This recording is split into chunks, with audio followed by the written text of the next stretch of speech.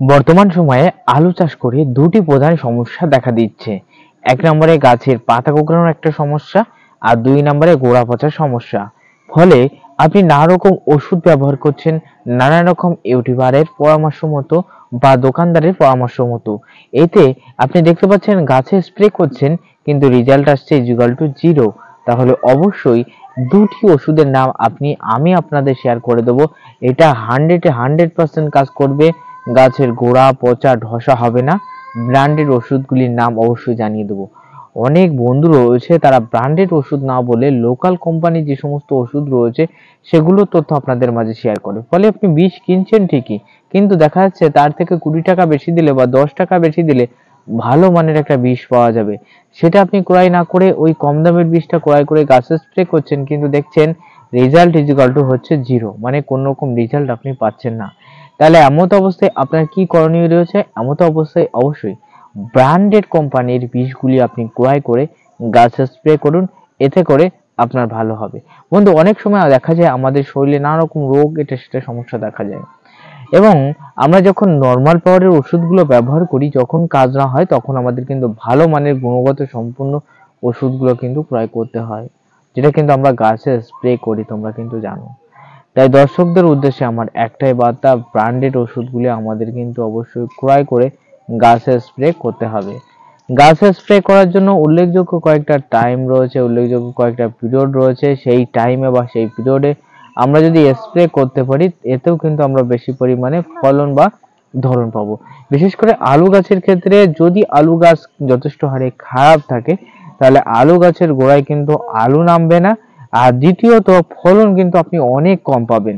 এটা কিন্তু দেখতে হবে, আলু নামলেও তার সাইজ কিন্তু ছোট থাকবে। ঠিক আছে, তাই আলু গাছের গোড়া পচার প্রধান কারণ কি রয়েছে সেটা আগে জেনে আসি। আলু গাছের গোড়া পচার অন্যতম কারণ রয়েছে বন্ধু, আপনি জমিতে অতিরিক্ত হারে যদি জলসেচ দিয়ে ফেলেন।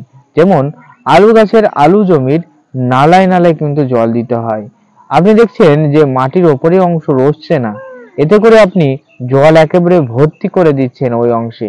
ফলে আলু গাছের অধিকাংশ গোড়াগুলি পচে গাছ মারা যাচ্ছে। এবার তো আপনি জল দিয়ে ফেলেছেন, এবার আর কিছু করার নেই। তাহলে কি করণীয়? তাহলে সেখানে উন্নত জাতের ওষুধগুলি স্প্রে করতে হবে। বিশেষ করে ফাঙ্গিসাইডগুলি, এখানে উন্নত জাতের ফাঙ্গিসাইডগুলি, উন্নত ব্র্যান্ডের ফাঙ্গিসাইডগুলি এখানে স্প্রে করতে হবে। তাহলে উন্নত ব্র্যান্ডেড ফাঙ্গিসাইডের ভিতরে আলু গাছে কোন ফাঙ্গিসাইড বিশেষ করে কাজ করে? কোন ফাঙ্গিসাইড? অনেকে কিন্তু জানো না। যারা জেনে থাকো অবশ্যই কমেন্ট করো যে দাদা আমার এলাকায় আমি এই ফাঙ্গিসাইড দিয়ে ব্যাপক কাজ পেয়েছি। হ্যাঁ বন্ধু, এই ফাঙ্গিসাইড দিয়ে আমি ব্যাপক কাজ পেয়েছি। বলো দেখি কে কি বলতে পারো। তবে বন্ধু, আলু গাছের গোড়া পচা এবং ধসার জন্য অন্যতম দুটো ফাঙ্গিসাইড আমাদের কাছে বর্তমানে আমরা চাষিদের দিচ্ছি এবং অ্যাভেলেবেল রয়েছে। অন্যতম যেটাই কাজ করছে, প্রথম অবস্থায় চাষিদেরকে আমরা অ্যামিস্টার টপ দেওয়ার রিকমেন্ড করছি। হ্যাঁ বন্ধু, প্রথম অবস্থায় আমরা চাষিদের অ্যামিস্টার টপ দেওয়া রিকমেন্ড করছি, কারণ অ্যামিস্টার টপের ভিতরে যে সমস্ত উপাদান রয়েছে, এটা যদি আমরা যথেষ্ট হারে ব্যবহার করতে পারি, ডোজ যদি সঠিক পরিমাণে দিতে পারি, তাহলে আমাদের গাছ শক্ত হবে, গাছের গোড়া পচা কন্ট্রোল হবে। এমনকি বন্ধু, আমাদের অনুখাদ্যের কাজ করে গাছগুলিতে উচ্চ ফলন দিতে অ্যামিস্টার টপ সাহায্য করবে। আমরা যদি প্রথম অবস্থাতেই উন্নত জাতের এবং গাছ শক্ত করার নেটিভো ফাঙ্গিসাইড স্প্রে করি, প্রথম অবস্থাতেই আমাদের গাছ শক্ত হবে, নানান সমস্যার সৃষ্টি হবে। তাই আমি চাষিদের প্রথম অবস্থায় ব্র্যান্ডেড সিংজেন্টা কোম্পানির ফাঙ্গিসাইড রয়েছে, অ্যামিস্টার টপ আপনি এখানে স্প্রে করবেন। এবং অ্যামিস্টার টপ স্প্রে করবেন সপ্তাহে মিনিমাম 2 দিন। মিনিমাম কিন্তু আপনাকে আমি রিকমেন্ড করব 3 দিন ছাড়া স্প্রে করবেন। 3 দিন ছাড়া একবার করে স্প্রে করবেন। আপনার আলু গাছের যখনই এই সমস্যার সৃষ্টি হবে, 3 দিন ছাড়া একবার করে স্প্রে করবেন। অর্থাৎ প্রথম সপ্তাহে 2বার স্প্রে করবেন এবং তার পরের সপ্তাহ থেকে একবার করে স্প্রে করলেই কাজ মিটে যাবে, যতদিন আপনার গাছ সুস্থ এবং সবল না হচ্ছে। এবার দ্বিতীয়ত, দেখা যাচ্ছে আপনার গাছে জমিতে অতিরিক্ত হারে গোড়া পচা দেখা দিচ্ছে, অতিরিক্ত হারে ধসার সমস্যা দেখা দিচ্ছে। তাহলে আপনাকে বাজার থেকে ক্রয় করতে হবে নেটিভো বন্ধু, প্রত্যেক 10 লিটারের মিনিমাম 15 গ্রাম জলে গুলে আপনি যদি গাছে স্প্রে করতে পারেন, তাও কিন্তু আপনার গাছটা এই সমস্যা থেকে মুক্তি পাবে। তবে অবশ্যই ঘন ঘন স্প্রে করতে হবে প্রথম অবস্থাতেই, তার পরবর্তীতে ধীরে ধীরে গাছ সুস্থ সবল হয়ে গেলে তখন সপ্তাহে একদিন করে স্প্রে করবেন। তবে প্রথম অবস্থাতে একটু ঘন ঘন স্প্রে করবেন। দেখতে পাবেন আপনার গাছ শক্ত হবে, গাছের শেকড়ের মাত্রা বৃদ্ধি পাবে, গাছের গোড়া পচা কন্ট্রোল হবে।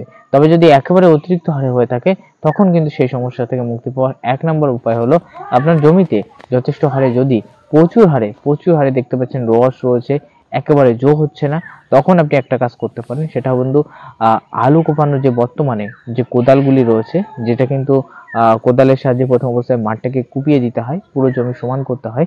এইভাবে আপনি কুপিয়ে দেবেন যাতে সহজেই মাটিগুলি থেকে রস অর্থাৎ সূর্যের তাপে নির্দিষ্ট স্থানে অর্থাৎ মাঠটা যাতে শুকিয়ে যায়, এটা আপনাকে কিন্তু করতে হবে। এবার দ্বিতীয়ত বন্ধু, আমি যে কথা বলছিলাম ফাঙ্গিসাইড আমাদের কিন্তু স্প্রে করতে হবে। আগে ফাঙ্গিসাইড স্প্রে করবেন, যদি কাজ না হয় তখন এই পদ্ধতি করতে হবে। কারণ আমরা আলু গাছের ক্ষেত্রে একবার মাটি দেওয়ার পর গাছের গোড়ায় যখন মাটি দিই তখন কিন্তু আমরা সার দেওয়ার সময় নালায় কিন্তু মাটি একেবারে সার ছড়ানোর সময় আবার কিন্তু মাটি খুঁড়তে হয়, মাটি খুঁড়ে কিন্তু ডাঁড়াকোনটা সমান করতে হয়, এটা তোমরা জানো। তাই কিন্তু এই কাজটা আমরা করতে পারি। এবার দ্বিতীয়ত আমরা চলে আসছি বন্ধু আমাদের আলু জমিগুলিতে যখন প্রচুর আমরা দেখতে পাই গাছের পাতা কুকড়ানোর একটা সমস্যা, বিশেষ করে আলু গাছের ক্ষেত্রে পাতা কুকড়ানোর একটা সমস্যা দেখা যায়।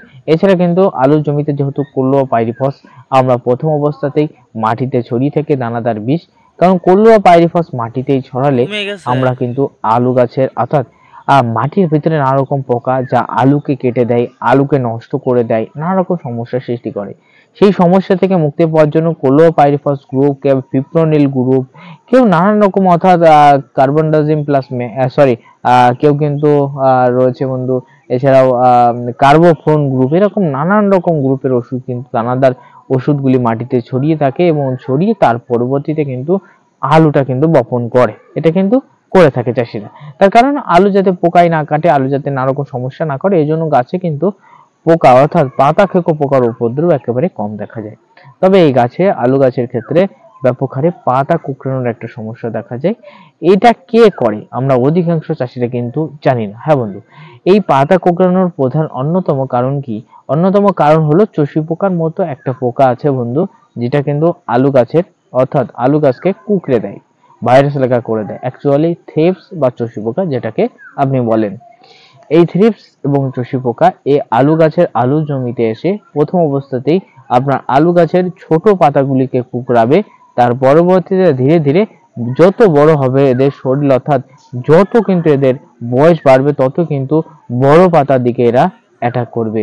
তাই আলুর জমিতে আপনি যখনই এই সমস্যায় ভুগবেন তখন কিন্তু কম দামের কোন রকম বিষ আপনি ব্যবহার করবেন না।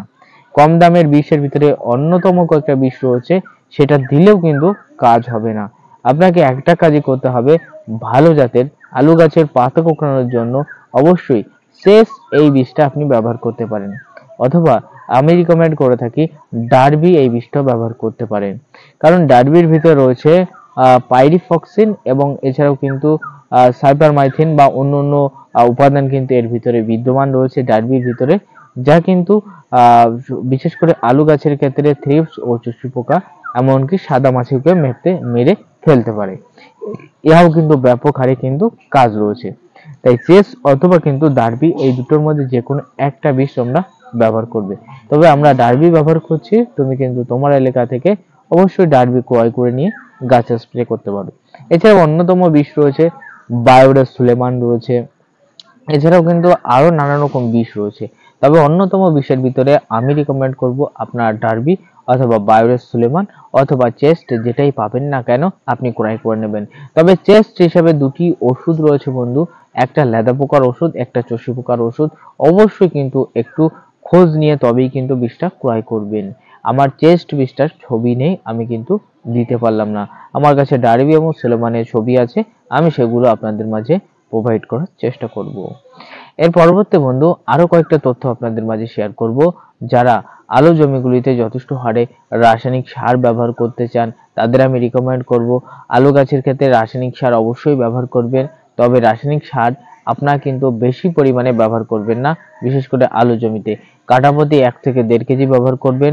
14-35 14টাই ব্যবহার করবেন, বিশেষ করে আলু গাছের গোড়ায় মাটি দেওয়ার সময়।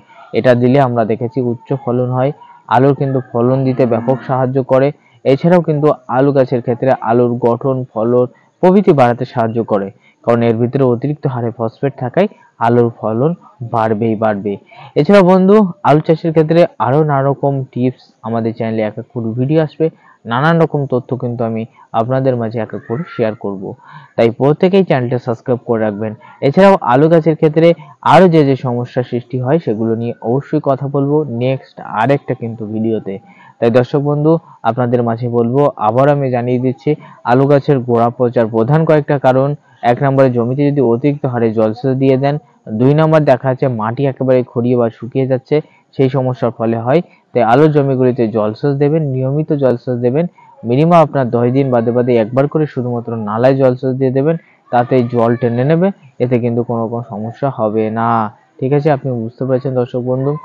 দ্বিতীয়ত আপনাকে বলবো, গাছে যদি থ্রিপস বা চষি পোকার সমস্যার সৃষ্টি হয়, তাহলে থ্রিপস বা চষি পোকার জন্য আপনাদের আমি বারবার রিকমেন্ড করব বায়োরেস সুলেমান অথবা কিন্তু ডার্বি, এই বীজগুলো ক্রয় করে এনে আপনি গাছে স্প্রে করবেন, এতে কিন্তু ব্যাপক হারে কাজ করবে।